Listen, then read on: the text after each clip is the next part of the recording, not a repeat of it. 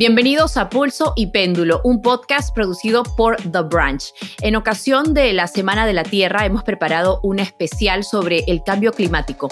El presidente de una de las organizaciones ambientalistas más importantes del país nos acompañará en unos minutos para hablar sobre las consecuencias del cambio climático para la comunidad latina. Además, Estados Unidos tiene un ambicioso plan para popularizar el uso de los vehículos eléctricos. Pero, ¿qué tan viable es? Yo soy Fabiola Galindo desde Nueva York y estaré analizando todos estos temas con nuestro invitado especial, nuestro invitado estrella, Jean-Paul Chávez. Estamos muy a gusto de tenerte en el micrófono hoy, JP. Muchas gracias, Fabi. Como siempre, un placer estar con ustedes hoy para un episodio especial en un tema tan importante. Este es un tema que llevo trabajando muchos años con mi socio Carlos, que comenzó en el Congreso. Como en el 2014, 2015, cuando casi nadie, especialmente en el Partido Republicano, estaba hablando de este tema, ¿no? Y eso nosotros representando Miami y el sur de la Florida hasta Los Cayos, hasta Cayo Hueso. Obviamente el clima, el medio ambiente es un tema que vivimos casi todos los días. Por ejemplo, la semana pasada hubo una serie de tormentas de lluvia que han causado tremenda incomodidad para todos los residentes. Hasta aún a este día la interrumpió la gasolina y han habido filas de horas para gente aquí en Miami tratando de llenar sus carros porque lo necesitan para llegar al trabajo. Entonces nosotros sabíamos que este era un tema que teníamos que empezar a trabajar y no solo eso, pero a reclutar gente del Partido Republicano a que enfrenten este tema y empiecen a pensar de soluciones y cómo buscar maneras de tratar de mejorar esta situación en que estamos, que no solo está empeorando por día, pero necesitamos un plan que pueda llevarnos a un lugar que cree un mundo y que cree una situación bueno para nuestros hijos, para nuestros nietos, ¿no? Y esto hasta hoy en día lo estamos haciendo, especialmente cuando llegan nuevos miembros al Congreso, miembros de nuestra generación que saben la importancia de este tema. Entonces estoy muy embullado para poder conversar sobre esto y a ver si podemos llegar a ver cómo podemos seguir progresando. Así es, JP, definitivamente es terreno desconocido. Estamos viendo cómo realmente cuáles son las verdaderas consecuencias más inmediatas de lo que ya está haciendo el calentamiento global. Así que vamos a comenzar con este tema. Desde el inicio de su mandato, el presidente Biden ha prestado especial atención a la crisis climática, haciendo énfasis en la necesidad de tomar medidas urgentes para frenar el impacto que ya está teniendo no solo en Estados Unidos, sino también en el mundo. De hecho, en años recientes hemos visto cómo la intensidad de los incendios forestales, los huracanes y los tornados han ido aumentando considerablemente, dejando estragos en muchas zonas del país. Pero las consecuencias de estos desastres naturales y del cambio climático en general no se sienten por igual en toda la población. En muchos casos tiene un impacto desproporcionado entre las personas de bajos recursos y entre los latinos. Y para explicarnos por qué, nos acompaña Ramón Cruz, presidente de Sierra Club, una de las organizaciones más antiguas en el país que está trabajando por el tema de cambio climático. Y quisiera preguntarte, Ramón, bienvenido, gracias por tu tiempo. ¿Cómo es que afecta el cambio climático a la comunidad latina? Sí, bueno, muchas gracias por la invitación, Fabiola y JP. Un gusto estar aquí con todos ustedes. Pues mira, la población latina, o sea, se ve afectada por esta crisis climática de una manera desproporcional con otros grupos demográficos. O sea, muchas de las poblaciones, no solamente en los países de origen de muchas personas que han emigrado acá a Estados Unidos, pero también dentro de Estados Unidos. O sea, se sabe que desproporcionalmente la crisis climática afecta a las personas más vulnerables, tanto en recursos económicos como a las poblaciones más con una salud más pues arriesgada, ¿no? Por ejemplo, las poblaciones infantiles, las poblaciones de mayor edad, pues están más propensos a tener pues condiciones respiratorias que los comprometen, ¿no? Entonces sí vemos cómo la contaminación de aire, mencionaron los fuegos anteriormente, etcétera, pues son unos catalíticos para tener ataques de asma, etcétera, ¿no? Entonces sí, y es una condición que afecta mucho más o desproporcionalmente a las poblaciones latinas, ¿no? Entonces, sí, también vemos como las poblaciones latinas muchas veces pasan mucho más tiempo afuera, ya sea en empleos de agricultura, de construcción, y entonces pues están también más propensos a tener, pues desarrollar estas condiciones que tienen que ver con pues todas las vías respiratorias,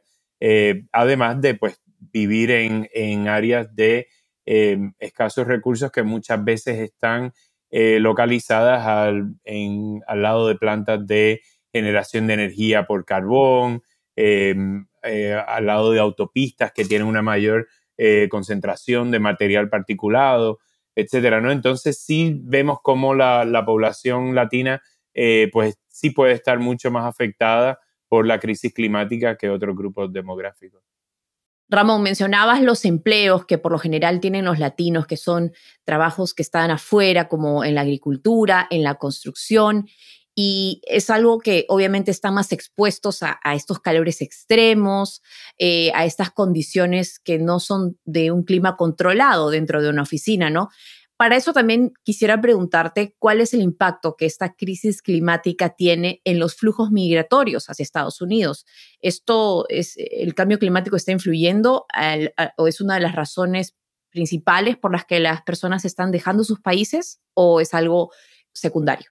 Sí, bueno, definitivamente tiene un impacto grandísimo. O sea, yo, por ejemplo, soy de Puerto Rico y pues después del huracán María, vimos como varios cientos de miles de personas migraron sobre todo a la Florida. Y ya sea por la devastación física a los lugares, a sus viviendas, etcétera, así como también entonces la depresión tan grande económica que hay luego de estos eventos climáticos. Así que sí, y eso lo vemos en muchos otros lugares de Estados Unidos, en Guatemala, que sufrió 2 ciclones también en años recientes. O sea, vemos cómo esa falta de oportunidades también pues lleva a mucha gente a migrar a Estados Unidos y a otras partes. Entonces ese desplazamiento lo vemos tanto dentro de los países como hacia Estados Unidos y pues dentro de Estados Unidos también, ¿no? O sea que vemos como ya ahora hay tanto es los fuegos en California como las temperaturas extremas en Arizona o los tornados que estamos viendo en muchas áreas del centro del país, de Estados Unidos, las inundaciones, o sea, que hemos visto recientes, por ejemplo, en Florida. O sea, que hay muchas consecuencias, que es lo que la comunidad científica ha venido diciendo por mucho tiempo ya, pero lo estamos viendo ahora mismo, ¿no? Entonces, sí, es por eso que la gente no solamente tiene que crear esta conciencia, ya estamos sufriendo las consecuencias, pero también la toma de decisiones es súper importante y pues elegir líderes que puedan tomar acción ante el cambio climático, no aquellos que lo están negando esa acción. Ramón, primero que nada quería felicitarte porque leí que eres el primer presidente hispano del Sierra Club en los 130 años de su existencia. Así que te felicito por eso y quería, mencionaste crear conciencia, ¿no? Quería ver si nos podías hablar un poco de lo que hace el Sierra Club para crear conciencia en este tema y buscar soluciones para ver cómo podemos progresar y mejorar esta situación con el clima. Pues mira, el Sierra Club, o sea, es una organización, es la más grande de este tipo en Estados Unidos y pues tenemos 64 capítulos por toda la nación y pues trabajamos en varios aspectos, ¿no? O sea, desde sus comienzos ha sido una organización que organiza excursiones a áreas naturales, o sea que por ese aspecto crear una conciencia y una relación más estrecha con la naturaleza y pues ese primer contacto, ¿no? Es muy importante. Ahora de ahí pues se pasa también a la protección de estos lugares naturales y pues ya por varias décadas también entrando todo en el área de política pública regulaciones ambientales, la ley de aire limpio, de agua limpia, etcétera. O sea, tenemos en nuestros grupos no solamente gente que está haciendo la educación ambiental y organizar comunidades, etcétera, pero también adentrándonos al tema de política pública, crear también los incentivos necesarios para la acción ambiental y también pues abogados, abogadas que pues ayudan también en todo el litigio. O sea que no solamente estamos haciendo el trabajo de concientización, pero también de implementación de las leyes ambientales que están ahí para pues ayudar a mejorar el medio ambiente y la salud pública de la que todos nos beneficiamos. Ramón, hace poco veíamos la aprobación de la Ley de Reducción de la Inflación y es la ley que se considera la ley climática más significativa hasta ahora. ¿Nos puedes decir por qué? Esta ley, o sea, y la administración Biden en general ha hecho mucho más por combatir la crisis climática que cualquier otra administración en la historia de Estados Unidos. Esta aprobación de esta ley de la reducción de la inflación, o sea, cuenta con más de 370,000 millones de dólares, lo cual ha sido el esfuerzo mundial más significativo en este tema, ¿no? O sea, y pues realmente que es que abarca muchísimo terreno esta ley.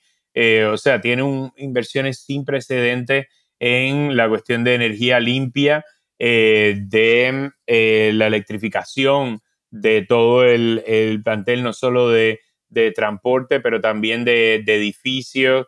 Tiene incentivos para la manufactura de todas estas tecnologías nuevas, pues que ya muchas partes del mundo ya han pasado, el mercado ya ha pasado esta página para invertir en todo esto de lo que es la energía renovable, y pues todo esto lo hace también bajo el marco de la justicia ambiental. O sea que muchas de estas inversiones están diseñadas para tener un impacto en las comunidades más afectadas por el cambio climático y asegurar que también hay una equidad en cuanto a los incentivos. O sea, porque vemos muchas veces que estos incentivos pues ayudan a las personas que más recursos tienen, que tal vez tienen para invertir en paneles solares, en tecnologías que uno puede poner para calentar el agua o tener acceso a carros eléctricos. Entonces,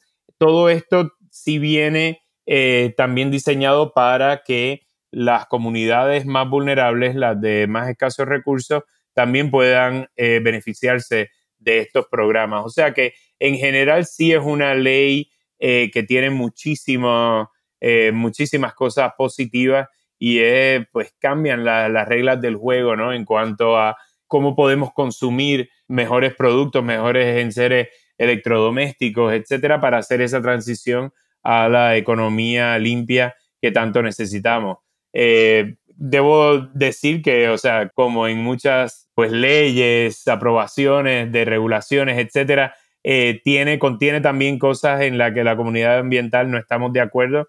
O sea, la administración ha aprobado recientemente 3 proyectos enormes de combustibles fósiles. O sea, y nosotros estamos bien conscientes que para enfrentar la crisis climática necesitamos leyes como la ley de reducción de la inflación, pero no podemos realmente expandir más las fuentes de combustibles fósiles. O sea, no es algo que contradice, ¿no? Y la administración recientemente ha aprobado estos 3 proyectos de energía sucia, o sea, el proyecto Willow de explotación petrolera y gasera en Alaska, la cual emitirá unas 300 millones de toneladas de dióxido de carbono en la atmósfera. O sea, y esto es algo que pues obviamente vamos a litigar en las cortes, pero es una contradicción, ¿no? También la administración recientemente abrió 1.6 millones de acres de explotación petrolera y de gas en el Golfo de México, y también aprobó un terminal de exportación de gas fósil licuado en Alaska, y pues también esto puede agregar más de 50 millones de toneladas de dióxido de carbono. Entonces, son proyectos que realmente van a afectar por décadas y pues todo lo que se va a adelantar, o no todo lo que se va a adelantar con la ley de inflación, pero crea una contradicción con todo lo que estamos tratando de hacer, ¿no? Ramón, hay un tema que quería tocar contigo, que es el tema del bipartidismo, ¿no? En el Congreso, que obviamente es un obstáculo por muchos temas, pero especialmente para el tema climático, ¿no? En el Congreso, cuando estaba con Carlos, creamos el caucus, el Climate Solution Caucus, y hasta un punto teníamos 90 miembros, ¿no? 45 demócratas y 45 republicanos, y ese caucus fue muy efectivo en progresar con este tema, ¿no? Y defender las leyes y a veces, como dijiste, tratar de eliminar y bloquear leyes que fueran anticlima. ¿Verdad? Entonces, a través de los años, este caucus muchos republicanos han perdido elecciones y hay muchos demócratas y republicanos, y hoy en día estamos trabajando para reemplazar ese caucus. No, entonces, te iba a preguntar, obviamente hemos visto nosotros a través de nuestro trabajo que el bipartidismo es sumamente importante. Y para pasar leyes y políticas públicas, ¿no? que puedan permanecer, ¿no? Y quedarse ahí, porque si un partido pasa una ley, viene el otro después y la quita y viceversa, ¿no? Entonces quería preguntarte si el Sierra Club, yo sé que históricamente usualmente trabajan más con demócratas, pero si han pensado en trabajar con republicanos que se han algunos tomado riesgos, ¿no? Con este tema, que históricamente es un tema difícil para ellos, pero lo han hecho de todos modos, para trabajar con ellos y no recompensarlos, ¿no? Pero para trabajar juntos para enfrentar o empujar leyes que puedan ayudar el tema. Pues mira, sí, gracias por traer este tema, es un tema que nos preocupa muchísimo. O sea, el principio del Sierra Club, cuando empezamos a hacer el advocacy, ¿no? Y abogar por la creación de parques naturales, fue con Theodore Roosevelt. O sea, uno de los estandartes del Partido Republicano, de ese Partido Republicano del principio del siglo XX, el cual es muy distinto al Partido Republicano que tenemos 100 años después, ¿no? En algún momento, y sobre todo con todas las luchas de derechos civiles, eso cambió realmente. Y el tema de la igualdad racial en Estados Unidos. O sea que sí es un tema que preocupa mucho, porque dijiste, por ejemplo, esa asociación con el Partido Demócrata, y nosotros realmente no estamos afiliados a ningún partido. Sí somos parte de un movimiento progresista que nos interesa que pues el progreso y la evolución de las políticas públicas beneficien pues a los más, ¿no? Más que a los menos. Y entonces, o sea, en ese aspecto, pues sí vemos como un peligro el asociarnos, el volvernos un grupo o un issue, un asunto, en este caso ambiental, asociado con un partido político. Porque eso, pues, como bien dijiste, no asegura la sostenibilidad de muchos de los proyectos y de las iniciativas que apoyamos.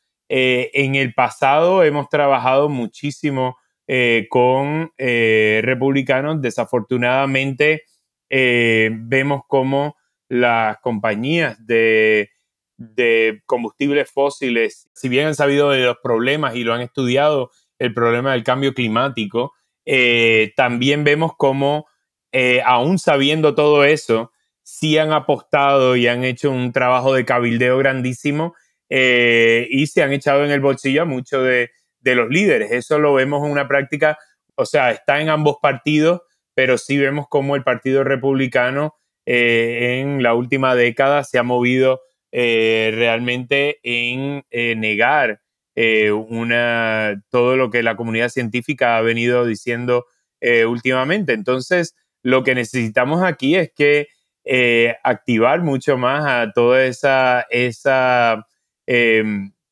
población republicana y votantes republicanos que saben, o sea, que experimentan todo lo que está pasando con el cambio climático, para elegir, o sea, presionar a sus líderes para que atiendan este problema. O sea, esto no es un asunto de demócratas o republicanos. O sea, ya hemos visto cómo esto afecta a toda la población. O sea, cuando la intensidad de los huracanes y tornados, ¿no? Las olas de calor, los fuegos, estas temperaturas extremas, suceden también en áreas rojas, ¿no? Como se conoce en Estados Unidos. Entonces, pues sí, es una contradicción que o sea, estas personas pues no quieren acción ante este tema cuando pues es tan obvio. Otra cuestión también que afecta muchísimo es la inversión, o sea, en energía limpia. O sea, muchas veces estas compañías están apostando todo y muchos de los líderes en el Congreso apuestan a estas compañías, a estas tecnologías del pasado, y pues otros países están desarrollando ya las tecnologías del futuro. Y pues la economía de Estados Unidos va a estar afectada grandemente si no están a la par. O sea, va a suceder lo mismo que sucedió con muchas compañías de automóviles. O sea, por no querer mejorar sus tecnologías, vinieron muchas compañías japonesas, coreanas, y tomaron gran parte del mercado. Y entonces esa misma resistencia a hacer estos cambios va al corto plazo, puede que tenga unas ganancias, pero a largo plazo es devastador para la economía de Estados Unidos. Lo mismo cuando Trump salió del Tratado de París. Básicamente hay pocos países que pueden financiar esa transición a una economía limpia que ya estamos viendo en tantas partes del mundo. Entonces, al salir de toda esa infraestructura que está haciendo esa transición, Estados Unidos está no solo dándole la espalda y quitando liderato, su propio liderato mundial, pero también le está entregando básicamente en bandeja de plata a los países como China, que ya tienen un montón de tecnología hacia la economía limpia. Le estás dando la capacidad de financiar y de proveer todo eso a muchos países que están queriendo hacer esa transición, o que básicamente van directamente de unas economías en poco desarrollo saltando ya directamente a una economía limpia. Entonces, realmente que es una gran lástima lo que estamos viendo, sobre todo en los sectores más conservadores del país, porque no está a largo plazo, no tienen ese futuro en mente.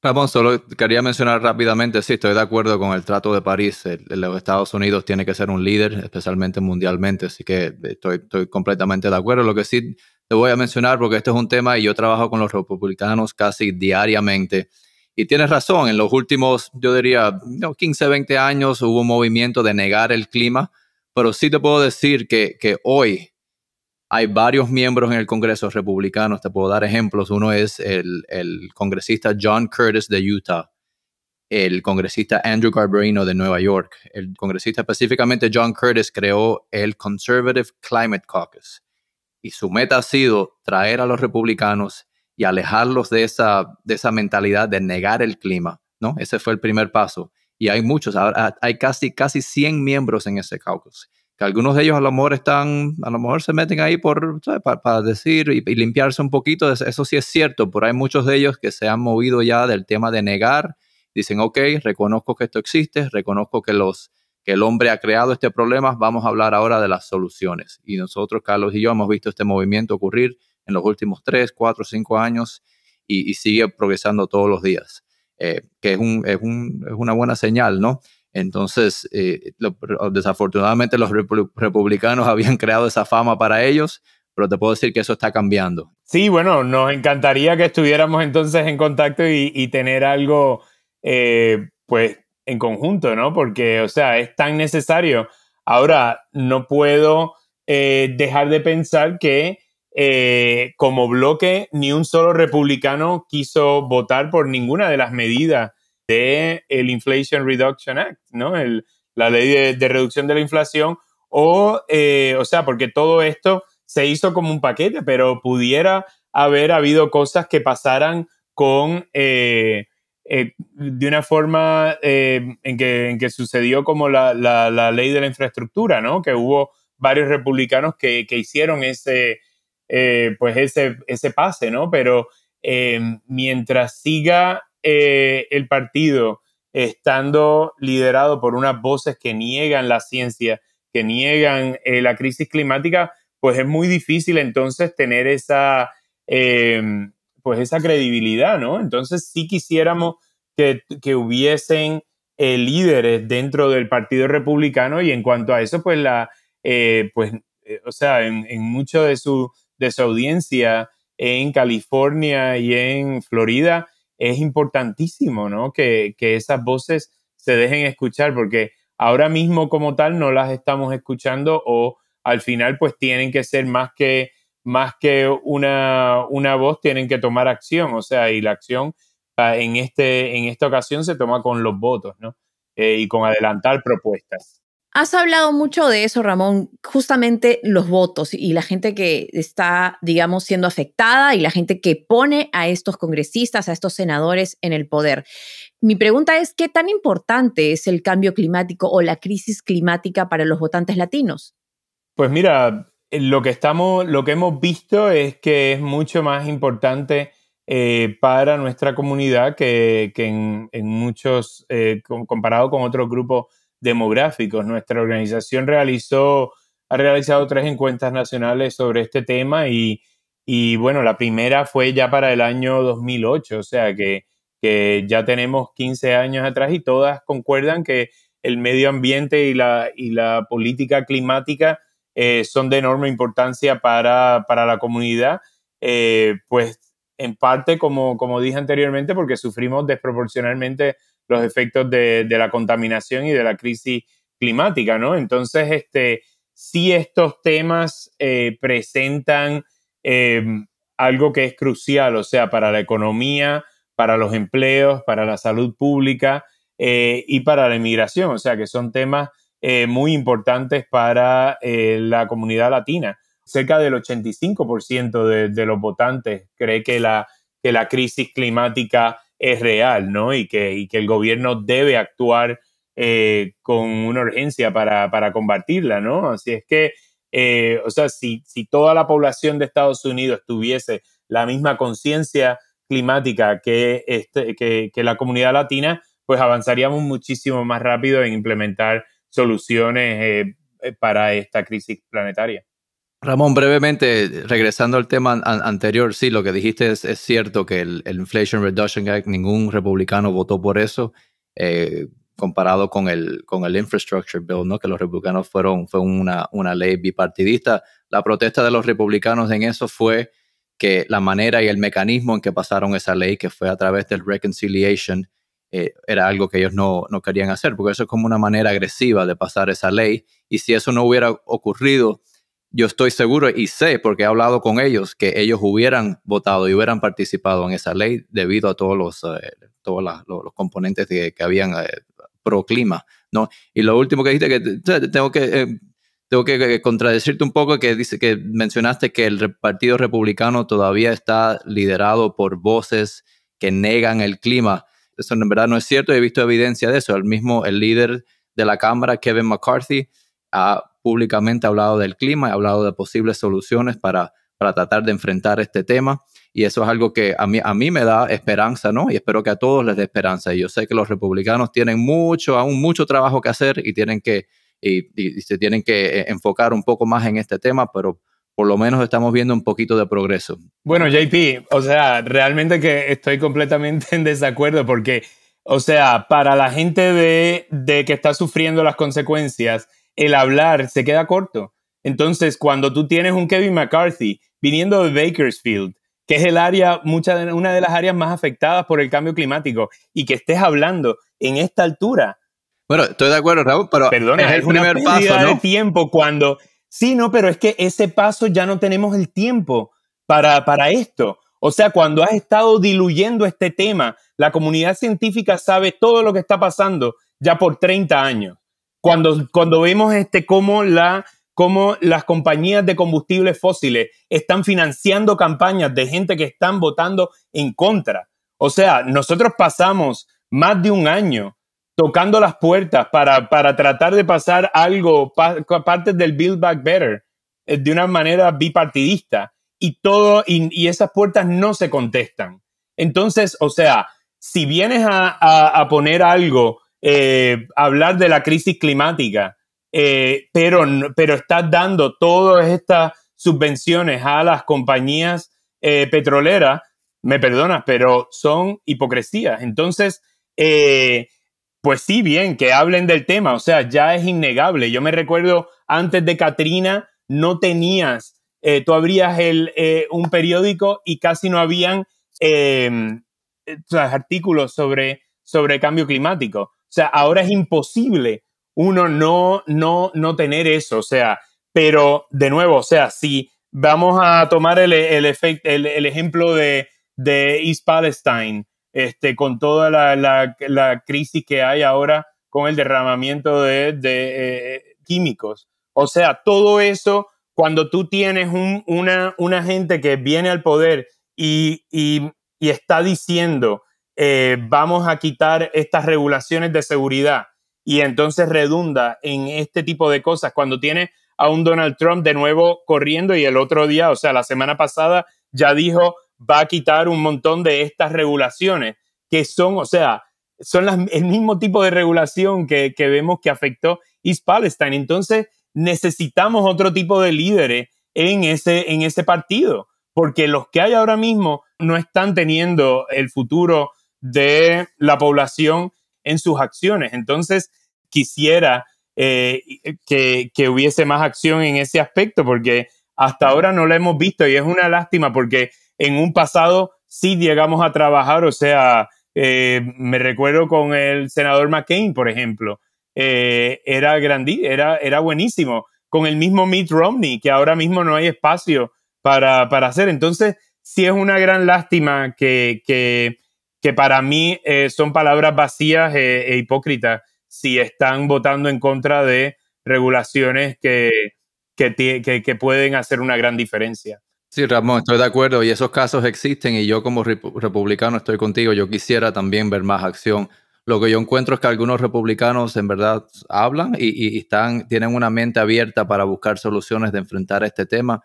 Y a mí también lo que me gustaría ver, no de tu grupo, pero de otros grupos, cuando hacen ese esfuerzo, cuando toman ese paso, muchas veces los castigan, ¿no? Porque dicen, no, esto no es suficiente, no, tienes que hacer más, en vez de como recompensarlos un poco, porque a veces ellos dicen, bueno, estoy tratando de hablar, estoy tratando de buscar una solución, y me siguen castigando. ¿Para qué me voy a involucrar en ese tema? Y eso es algo que de verdad tenemos que evitar, porque, como dije anterior, las soluciones tienen que ser bipartidistas si queremos que se mantengan en efecto. Así es. Y bueno, una de las apuestas justamente y una de las claves de la agenda climática de la administración de Biden es la rápida transición a los vehículos eléctricos. ¿Qué rol está jugando Sierra Club en este proceso, Ramón? Bueno, en ese proceso, al igual que como muchas otras organizaciones, o sea, estamos apoyando esa transición. Realmente, o sea, esta ley pues está haciendo muchísimo más para avanzar la electrificación del transporte, y pues hay muchísimas ventajas en este corto espacio de tiempo. La ley pues puede lograr muchas metas, o sea, reemplazar decenas de miles de vehículos pesados que trabajan con diésel, autobuses de cero emisiones, reducir emisiones tóxicas, o sea, de material particulado, asegurando los autobuses escolares. O sea, que hay muchas incentivos en ese aspecto. También pues va a abaratar carros eléctricos nuevos de una forma muy importante, proveyendo hasta $7,500 para la compra de estos vehículos. Y también, de nuevo, por centrar esa parte de equidad y justicia en la ley, pues también provee para personas de bajos y medianos ingresos comprar vehículos eléctricos usados. O sea, que da hasta $4,000 para eso. Y pues esto es crucial porque vemos que los consumidores en general tienen hasta 3 veces más la probabilidad de comprar un carro usado que un carro nuevo, ¿no? Entonces, sobre todo en esas poblaciones. O sea que sí vemos cómo es una ley que trata de pues avanzar hacia ese tema, un panorama muy distinto a lo que veíamos hace 4 años cuando Trump y los republicanos pues trataron de quitar todo esto, inclusive de quitar a California la oportunidad de hacer estas nuevas, tener un waiver para tener una agenda un poco más agresiva para el cambio climático en temas de transporte y de aire limpio. Entonces vemos como, por ejemplo, la semana pasada la Agencia de Protección Ambiental pues crea unos estándares más agresivos que realmente empuja a la industria a ser más competitiva a nivel mundial, ¿no? Entonces, de nuevo, esto no es solamente un esfuerzo por pues beneficiar a la comunidad ambiental y ya, ¿no? O sea, es un esfuerzo realmente para que la economía de Estados Unidos se beneficie y pueda beneficiarse compitiendo con otros lugares que ya han hecho este paso. Así es, Ramón, pues te agradecemos por tu tiempo, por esta perspectiva tan importante. Yo los escucho a los dos y entiendo la frustración tanto de los grupos ambientalistas, que en este caso representas, Ramón, porque como bien dices, hay cierta hipocresía percibida por parte del Partido Republicano. Esto es más o menos una lavada de cara cuando ya los hechos son innegables sobre el cambio climático, sobre esta crisis. Al mismo tiempo, entiendo el punto de vista tuyo, JP, del que lo que se necesita es participación y involucrar y también darle la oportunidad a esas voces que están cambiando de opinión. Por supuesto que el tiempo es esencial en esto y estamos viendo que hubiésemos podido cambiar de opinión hace 10 años y estaríamos en otro lugar. Definitivamente creo que ambos puntos son muy válidos, así que muchas gracias, Ramón, por tu tiempo y por esta información tan valiosa para nuestra comunidad. Bueno, Fabi, como mencionaba Ramón hace un momento, Biden quiere lograr de que aquí a 10 años la mitad de los vehículos que se vendan en los Estados Unidos sean eléctricos. Pero para dar una idea de lo ambicioso que es este plan, cabe mencionar que solamente el 7% de los vehículos que están ahora mismo en circulación en el país son totalmente eléctricos. Y bueno, sabemos que en general los carros eléctricos son una opción de transporte mucho más ecológica. Así que, como decía Ramón, los expertos tienen a estar de acuerdo en la necesidad de hacer la transición a este tipo de vehículos, pero el problema con el plan de Biden, por lo menos según los críticos, es que es poco probable que esta transición se pueda hacer tan rápido. Fabi, ¿cuáles son los grandes retos que enfrenta? Así es, JP. Pues ya, como decíamos, la meta que tiene la administración es que al menos la mitad de los carros que se vendan para la década del 2030 sean vehículos eléctricos. El obstáculo es realmente si la red eléctrica, es decir, los cargadores para estos carros van a estar disponibles o van a ser suficientes. También hay que pensar en las baterías, en esos minerales tan, digamos, necesarios para producir todas estas baterías de estos automóviles. Ahora mismo existen 3 millones de automóviles eléctricos en todo el país que son servidos por cerca de 135,000 cargadores públicos. Esto quiere decir que hay por lo menos 22,000 autos por cada estación de carga que puede ser utilizada por el público. Obviamente muchos de los automóviles la gente puede cargarlos en sus propios garajes, en su casa, pero es importante que si se quiere hacer esta transición, no solamente esté disponible para personas que tienen una casa o el espacio para un garaje, sino para aquellos que también tienen o viven en un condominio, viven en edificios, en áreas, digamos, más urbanas, en donde el estacionamiento no siempre tiene garantizado un cargador. Ahora bien, se van a necesitar por lo menos 900,000 cargadores públicos. Estamos hablando de casi 9 veces la cantidad de los que ya existen ahora en este momento. Otro problema, obviamente, es de dónde van a venir estos minerales. Eso es algo que ya, por lo menos, en el Congreso en Estados Unidos se preocupa de esto por los temas de seguridad nacional, porque sabemos que el país de China tiene la hegemonía en este momento de la producción de estos minerales tan fundamentales para la producción de baterías de estos autos. Así que, JP, no sé cómo ves tú qué pueden ser parte de las soluciones para estos problemas. Sí, imagínate, esta transición es algo difícil, ¿no? Y hay varios problemas, hay otros problemas también, ¿no? Si uno tiene un carro eléctrico, uno tiene que conectarse y necesita la electricidad, ¿no? ¿Y de dónde viene esa electricidad? Si esa electricidad viene de una planta de carbón, ¿no? No estamos haciendo nada, ¿no? Entonces hay otros obstáculos que se tienen que enfrentar para asegurar que esto se haga de una manera limpia y que el propósito, ¿no? La meta de esta transición se cumpla. Los problemas que hemos visto, ¿no? Con como dijiste, la transmisión de la electricidad. Esto por mucho tiempo se hizo los permisos para poder aprobar los proyectos de energía, ¿no? Se hizo difícil, ¿no? Por razones. En los años 70, en los años 80 había muchos proyectos de petróleo, de fossil fuels, de todo eso. Entonces eso se hizo difícil. Ahora estamos tratando de cambiar eso para poder facilitar que estos proyectos que ayuden a esta transición de electrificar los vehículos se pueda hacer más fácil. Lo otro que encuentro es que es posible, ¿no? Los ingenieros tienen las ideas de lo que pueden hacer y también los políticos no entienden exactamente lo que es posible, ¿no? Ellos tienen en su mente lo que necesitan hacer, pero no hay una conexión ahí, hay un espacio entre lo que es posible y lo que necesitan y lo que se puede hacer, y eso se tiene que acercar un poco para poder llegar a soluciones que sean factibles. Definitivamente, creo que hay una desconexión entre lo que se necesita y lo que es realmente viable, porque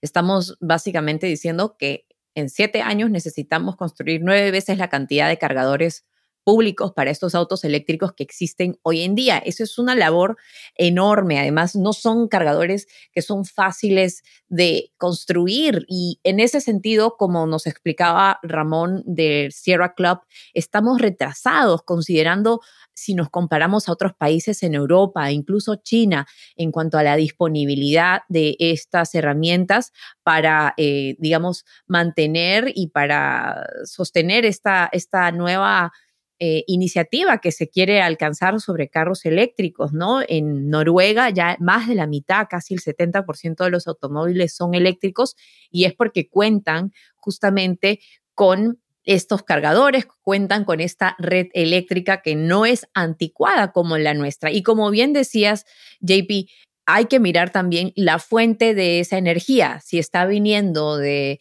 digamos, petróleo, si está viniendo de otras energías que se les dicen sucias. Entonces, ¿cuál es el cambio que estamos haciendo? Estamos simplemente traspasando energía, pero estamos emitiendo dióxido de carbono de otra forma. Creo que también hay política involucrada, lamentablemente. Hemos visto que el plan de Biden está siendo retado en las cortes por estados que son productores de petróleo, como Texas.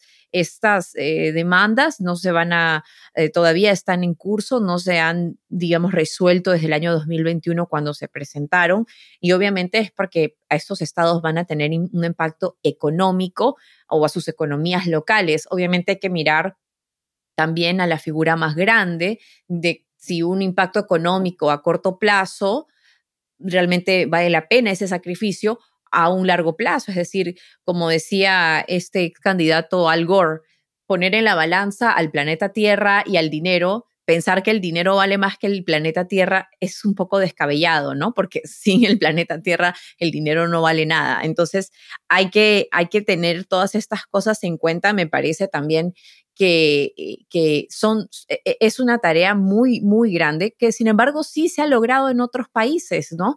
Y yo creo que podríamos aprender de lo que ha sido exitoso en otros lugares y traerlo aquí, porque en definitiva esta es una tarea en la que estamos bastante retrasados, JP. No, definitivamente, Fabi.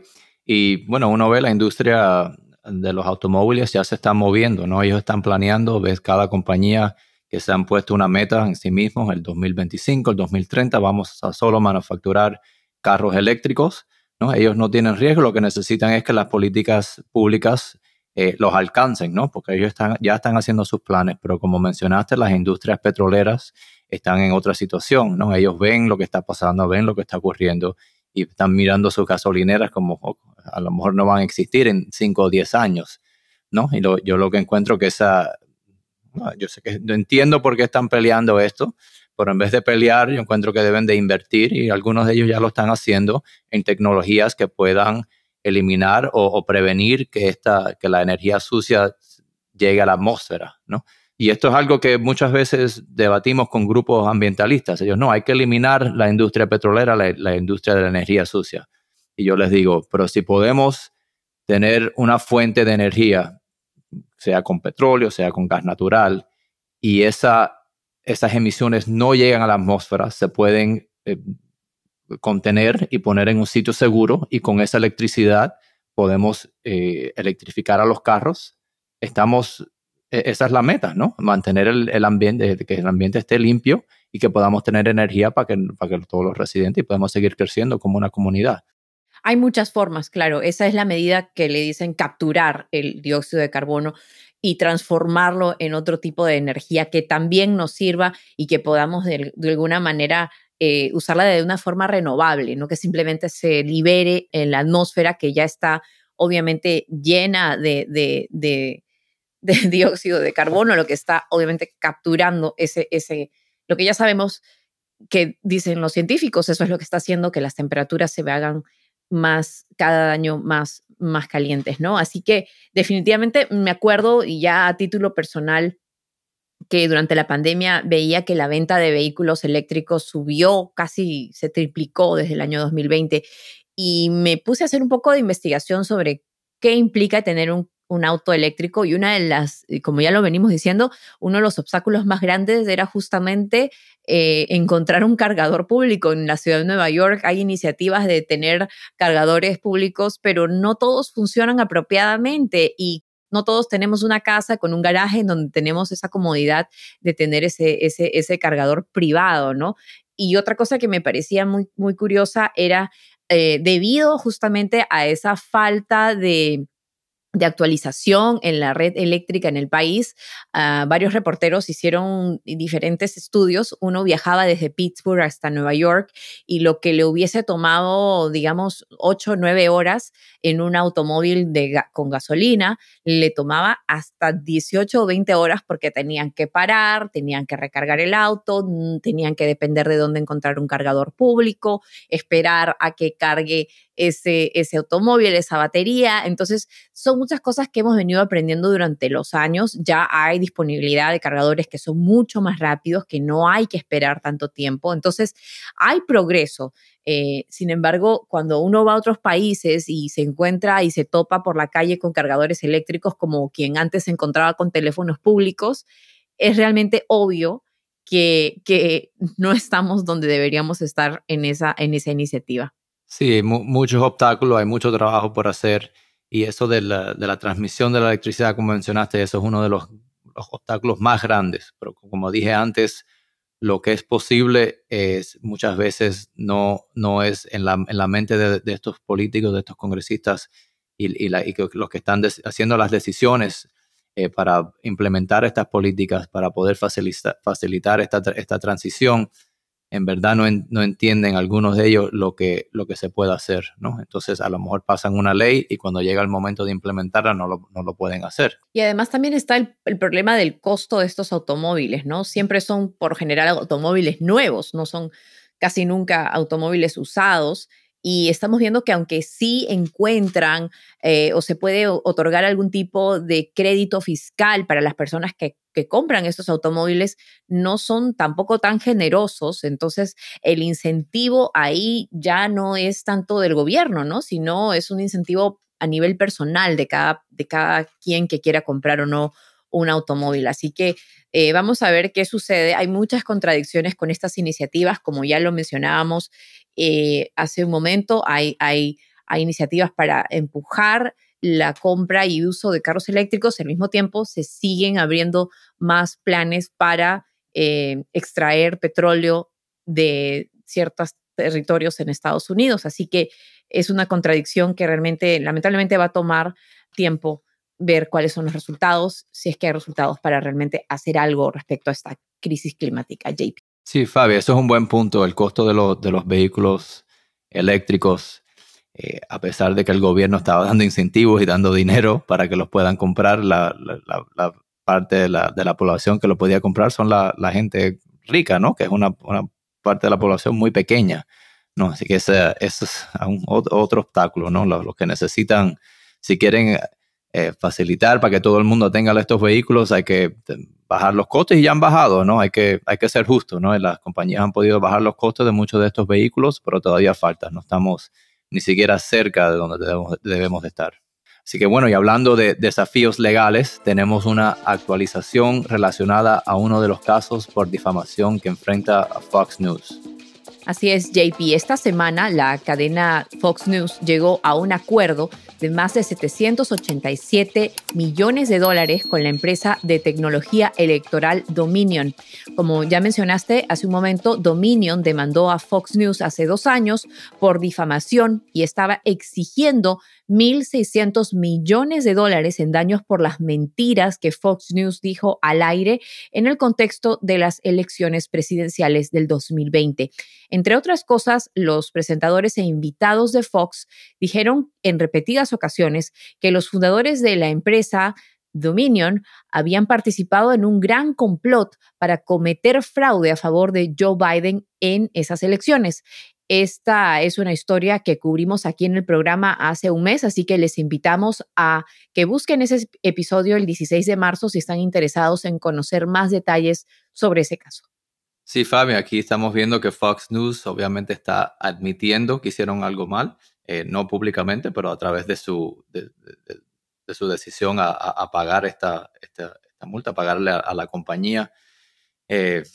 Ellos en su mente veo que para ellos les vale más la pena pagarle a la compañía que ir a un juicio, ¿no? Donde probablemente salga mucha evidencia que sea muy embarazoso para ellos, ¿no? Entonces ellos hicieron el cálculo y han decidido que esta es la mejor decisión para ellos. Es una pena, ¿no? Estos otros estamos viendo todos los medios de noticias que en verdad no se están enfocando en compartir noticias verídicas, ¿no? Están buscando más como maneras de entretener, ¿no? Ellos, este tema de Dominion, seguro que los ratings durante ese tiempo estaban muy altísimos, ganaron mucho dinero, ¿pero qué? Era todo una mentira, ¿no?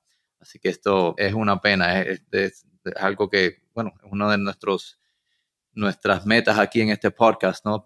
Compartir la noticia, lo que sea la verdad, sin ningún motivo monetario para el negocio. Y yo creo que también representa algo que es muy importante sobre la libertad de expresión en este país, ¿no? O sea, hay consecuencias a las mentiras. En este caso, es una consecuencia monetaria que para muchos analistas no significa nada para la cadena Fox News. Es una cantidad de dinero que, si bien es alta, no le va a, digamos, afectar las operaciones a este canal. Y en cierto modo, la compañía Dominion y sus abogados no estaban representando ni a los votantes de Estados Unidos, quienes fueron engañados a través de estas declaraciones hechas en la televisión o en la cadena de Fox News. Tampoco están representando a la democracia, simplemente están representando a esa compañía que se vio afectada, que son las compañías que, digamos, manufacturan y mantienen estas máquinas de votaciones en donde se leen las boletas electorales. Y a eso se limita esta demanda definitivamente, pero sí también hay muchos que se preguntan si esto significa una declaración por parte de Fox News de que de hecho mintieron. A mí me parece muy interesante que la misma cadena reportó muy tarde sobre esta decisión de un acuerdo entre ambas compañías, y incluso uno de los reporteros en Fox News no quiso decir exactamente cuál era la cantidad por la que se habían llegado a un acuerdo, dijo que no la podía confirmar, y probablemente era uno de los pocos reporteros en todo el país que no podía confirmar la cantidad, siendo que trabajaba para la misma cadena que está involucrada en el caso, ¿no? O sea, me parece que no estoy segura que esto es un indicio de que pareciera que Fox no va a realmente cambiar su manera de operar, su manera de tratar a su público, de mentirle fehacientemente y que incluso una corte y que un acuerdo así lo demuestre. Entonces, no estoy segura si la lección ha sido aprendida. Sin embargo, sí queda claro que hay consecuencias a estas mentiras, hay límites, hasta así, por así decirlo, a la libertad de expresión. La libertad de expresión no debería ser ese extremo de decir tengo la libertad de mentir, sino tengo una opinión. Sin embargo, si sé que lo que estamos diciendo es mentira, hay una intención secundaria ahí. Y eso era justamente lo que la evidencia preliminar que se dio a conocer era lo que estaba sucediendo en Fox News. Los presentadores decían una cosa en privado en sus textos y al aire decían todo lo contrario. Es decir, tenían conocimiento fehaciente de que lo que estaban diciendo a su público no era cierto. Así que es algo que, en definitiva, JP, vamos a ver qué ocurre. Todavía hay otras demandas que están pendientes en contra de Fox News y vamos a ver cuál es la conclusión de esos casos. Sí, no, y Fabi, es importante mencionar que estas mentiras o esta información que están compartiendo es sobre un tema que es sumamente importante y crucial para nuestra democracia, para nuestra sociedad, ¿no? Están plantando dudas sobre nuestro sistema electoral, sobre las elecciones. Eso sin tiene pruebas consecuencias. Y sabiendo que es mentira que lo están haciendo. Las consecuencias de eso son muy serias. Hemos visto eso en otros países. Cuando no hay elecciones que se puedan confiar en ellas, el país empieza a decaer de una manera extremadamente... las cosas se pueden poner muy feas, se pueden complicar muy rápido. Así que lo que hizo Fox, lo que yo sí espero es que esta multa o este acuerdo sea un costo y les duela, ¿no? Que no sea un cálculo de negocios que ellos digan, no, estamos dispuestos a pagar porque lo que pudimos ganar con los ratings durante ese tiempo que estamos compartiendo estas mentiras nos vale la pena. Así que no sé cuánto dinero ganaron durante ese tiempo, pero yo sí espero que este acuerdo sea el costo sea más grande que eso. Así es, JP. Y bueno, así llegamos al final de este episodio de Pulso y Péndulo. Gracias a ti, JP, por acompañarnos y gracias a ustedes por escucharnos. Y como siempre, los invitamos a que nos dejen un comentario, se suscriban a nuestro canal de YouTube y nos sigan en Spotify, Apple Podcasts o en la aplicación que más les guste. Saludos y hasta pronto. Pulso y Péndulo es un podcast producido por The Branch. Mónica Espitia es nuestra productora ejecutiva, Lucy Cabrera y Yesenia Moreno son nuestras productoras asociadas y Maxi Frini es nuestro editor y diseñador de sonido.